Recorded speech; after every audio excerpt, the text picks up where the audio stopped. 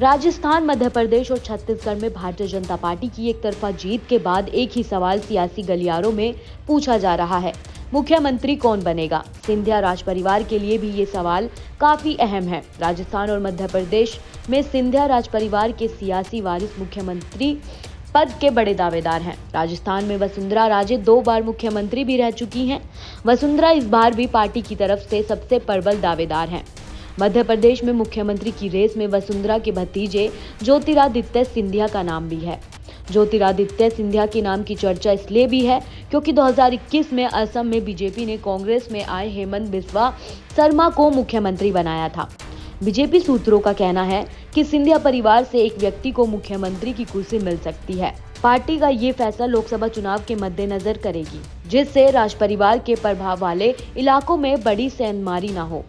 आजाद भारत में सिंधिया राज परिवार से सबसे पहले राजनीति में ग्वालियर की राजमाता विजयराजे सिंधिया आई थी। विजयराजे कांग्रेस के टिकट पर 1957 में पहली बार गुना लोकसभा सीट से संसद पहुंची।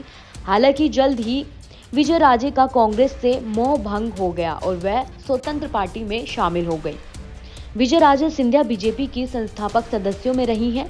इतना ही नहीं, शिवराज सिंह चौहान समेत मध्य प्रदेश में कई युवा नेताओं को आगे लाने में उन्होंने अहम भूमिका निभाई है। 1980 के दशक में विजयराजे के बेटे माधव राव और बेटी वसुंधरा भी राजनीति में आई। माधव राव निर्दलीय जीतकर कांग्रेस में शामिल हो गए, जबकि वसुंधरा बीजेपी के टिकट पर पहली बार ही चुनाव हार गईं। भैरव सिंह शेखावत के कहने पर विजयराजे ने वसुंधरा को राजस्थान भेज दिया। तब से वसुंधरा राजस्थान की राजनीति ही कर रही हैं। इधर उनके बेटे माधव राव जीवन पर्याप्त कांग्रेस में रहे और कई सरकार में केंद्र मंत्री बने। माधव राव के निधन के बाद उनके बेटे ज्योतिरादित्य राजनीति में आए।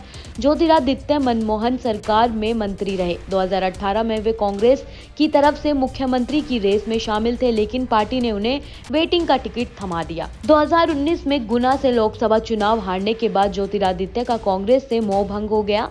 2020 में उन्होंने बीजेपी का दामन थाम लिया।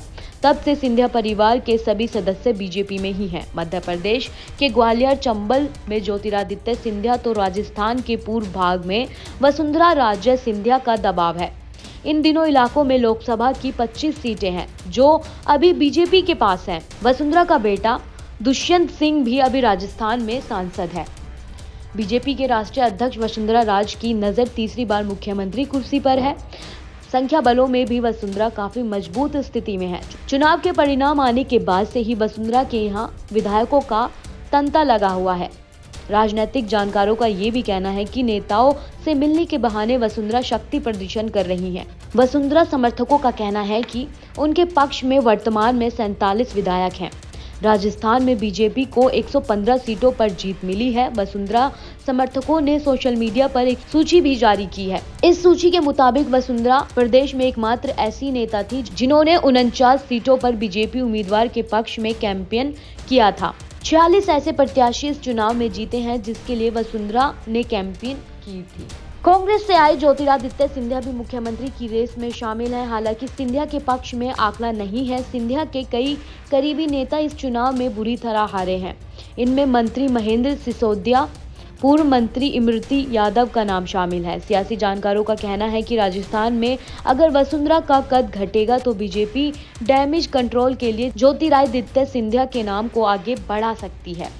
हालांकि ये सिर्फ अटकलें लगाई जा रही हैं। बीजेपी में नए नवेले ज्योतिरादित्य के लिए मुख्यमंत्री की कुर्सी पाना इतना भी आसान नहीं है। पार्टी में शिवराज सिंह चौहान, प्रहलाद पटेल, कैलाश विजयवर्गीय, नरेंद्र तोमर जैसे दिग्गज नेता पहले से ही रेस में हैं। 2018 में ज्योतिरादित्य सिंधिया मुख्यमंत्री पद के प्रबल दावेदार थे, लेकिन उन्हें ये कुर्सी नहीं दी गई। 2 साल बाद सिंधिया ने बगावत कर दी और कांग्रेस की सरकार गिर गई। आप ऐसे ही तमाम जानकारियों के लिए हमारे साथ बने रहें और देखते रहें सहारा समय का डिजिटल प्लेटफॉर्म।